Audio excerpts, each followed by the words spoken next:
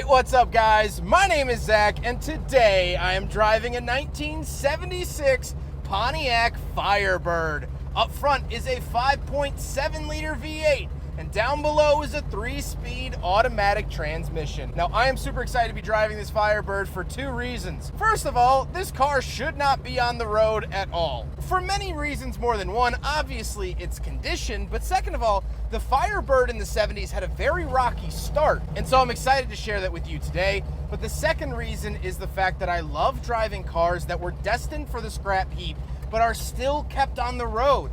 There's a fighting spirit to them, and that's exactly the case here with this Firebird. If you would like to submit your own vehicle, you can do so at my website, zackpradel.com/submit. I review cars in all conditions, as made evident by today's video. But let's get back to that Chevy 350 small block under the hood. Well, there was a plethora of engines offered in the Firebird back in the 70s, all the way going up to a 7.5 liter, an Oldsmobile 400, 403, things like that. The Chevy 350, from its conception until the 1990s, was a very bread and butter engine. GM knew how it worked very well, they knew what to expect out of it, and so they gave it to this base model Firebird. This is a base model with the only option being air conditioning, which has since stopped working around the Clinton administration. Like I said, paired to it is a 3-speed automatic. Now, the earlier Firebirds came with a 2-speed, and of course you could find them in manual, but this is the 3-speed, and so this is a slightly different transmission than what you would have found previously. Last but not least, because this is a vehicle of Christ, it is rear-wheel drive, as it should always be. So how does it feel to drive a 1976 Firebird? Well, for some reason, I mysteriously want a Marlboro Red more than anything in the world. But besides that, the steering is really light, which was very characteristic of 70s vehicles. But the car feels nice, light, and agile, which wasn't always characteristic of 70s vehicles. It wanders around, and of course this is not a museum quality vehicle, so I can't really tell you how a perfect Firebird would drive, but I am having a very good time here today. With that stuff out of the way, let's talk about the interior. Well, in front of me, I have 3 gauges.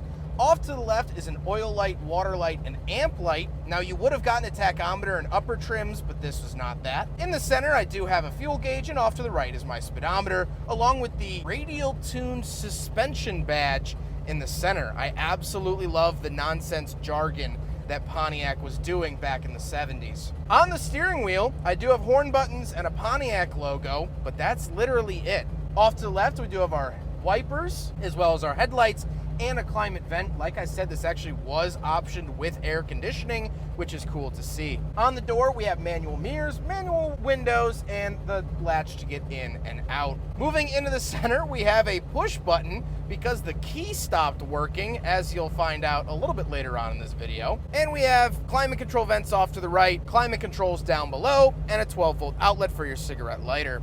Down below, we would have a radio, but it's, I don't know where it is, I'll be honest. And we have an added gauge down below. That's kind of fun, right? In the center, we get the automatic shifter, probably one of the most hated parts of any Firebird ever. And what's interesting is that this is missing the cover for the shift pattern, the Prindle, if you will. So you can see that there was just a single incandescent bulb and blue surrounds to give it a blue look. Very, very interesting. We do get a center console as well, a little armrest and storage in there. And we don't have any cup holders. So by default, the 1976 Pontiac Firebird fails the big friggin' bottle test, but I could have told you that years ago.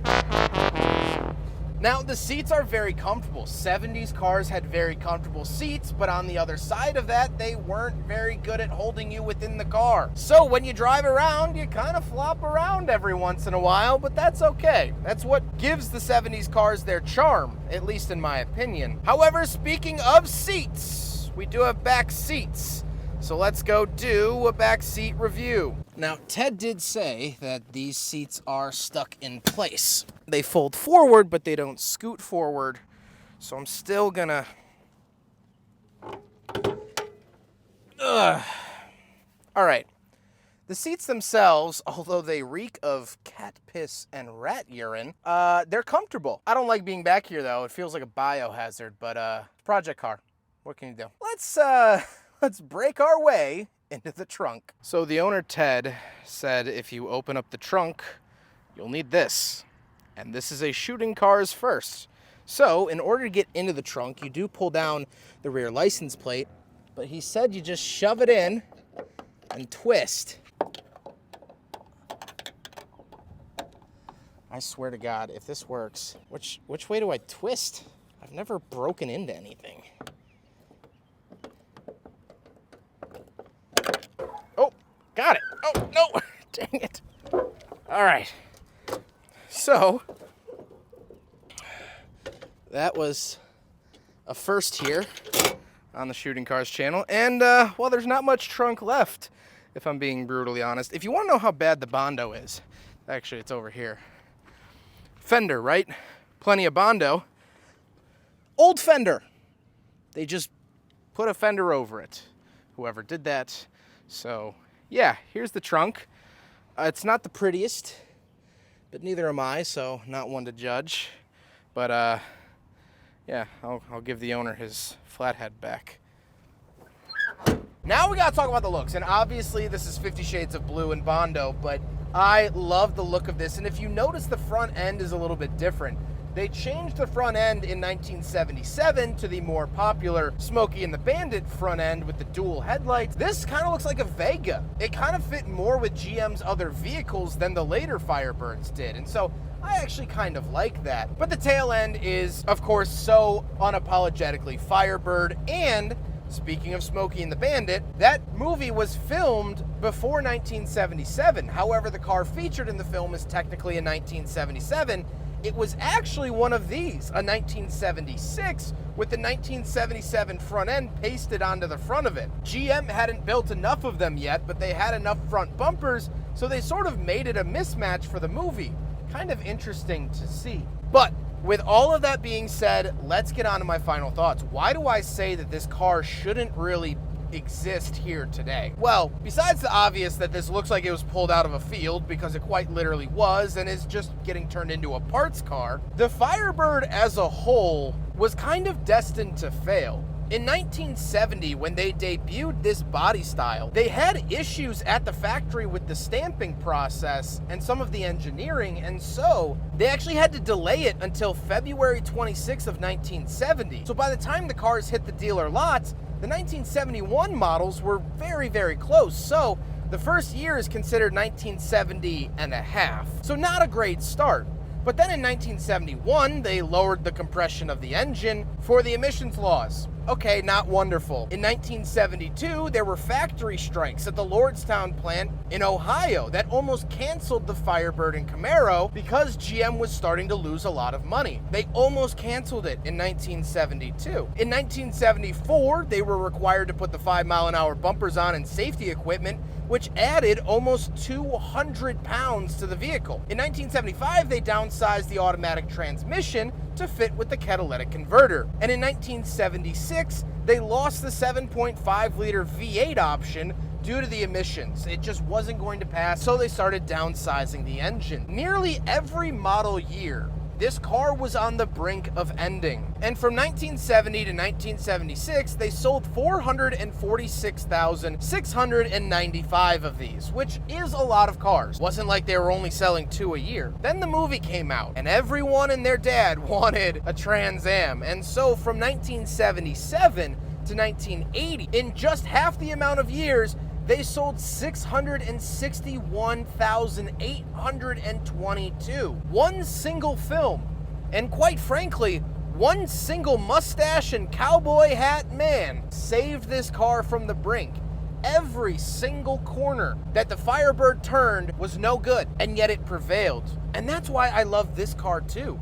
Look at this car. It's 90% Bondo, 10% cigarette butt. This shouldn't be on the road. This shouldn't exist. This should have been in a crusher before Y2K. But much like the Firebird's original conception, at every single turn, it has met the struggle with prevailing. It has won the battles. It is battle scarred. Yes, it has the ugly front end, and the fenders are weird, and the 350's coughing and wheezing just to make this video. But this car is here. It made it through the gates of hell, and now it deserves eternal peace when it helps another car stay on the road with its valuable parts. And so I might be one of the final people to drive this specific 1976 Pontiac Firebird, but I wear that with a badge of honor.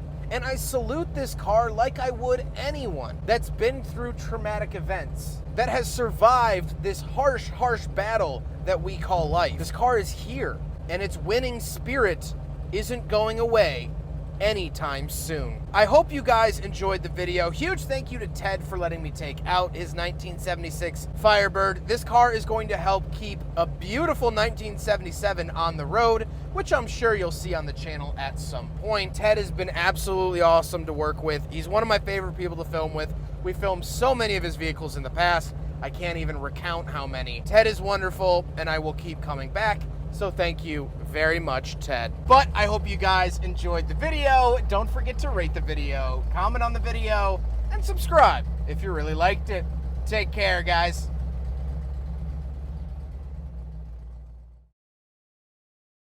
So I was saying all that stuff about not dying and whatnot.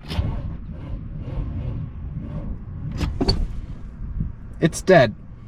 All right. There he is, ladies and gents. My savior, Mr. Ted friggin' Ray.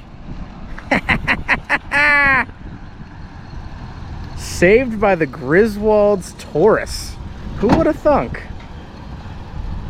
Now, how do you open the hood on this thing? On this one? Yeah. This one. Yeah, this one. There's a little latch right here.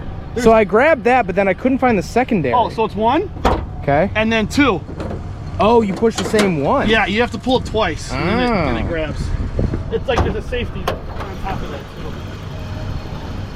too. Was this a 3-liter Vulcan? Okay, man. saving the small block. Don't you just love owning old cars? Yeah, I got a ton of them. Should I try it? Maybe, we'll see. Key turned. Yep, keys on. Oh, yeah, we may have to wait a minute on this one. It literally shut down, and I was like, cool, I'll just restart it. Did not restart.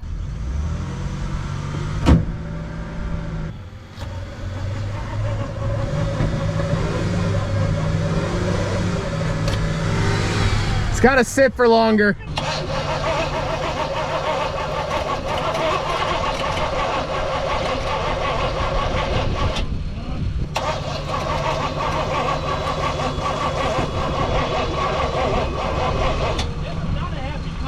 No.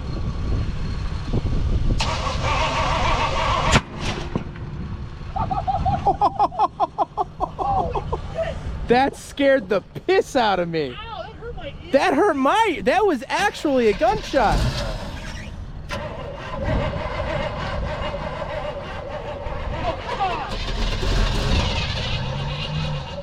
Something's not right.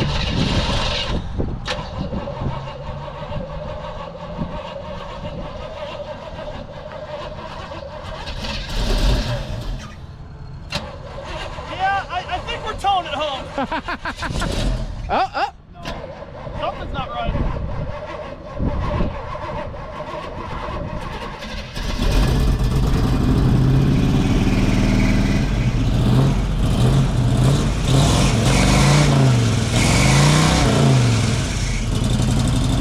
It's definitely misfiring.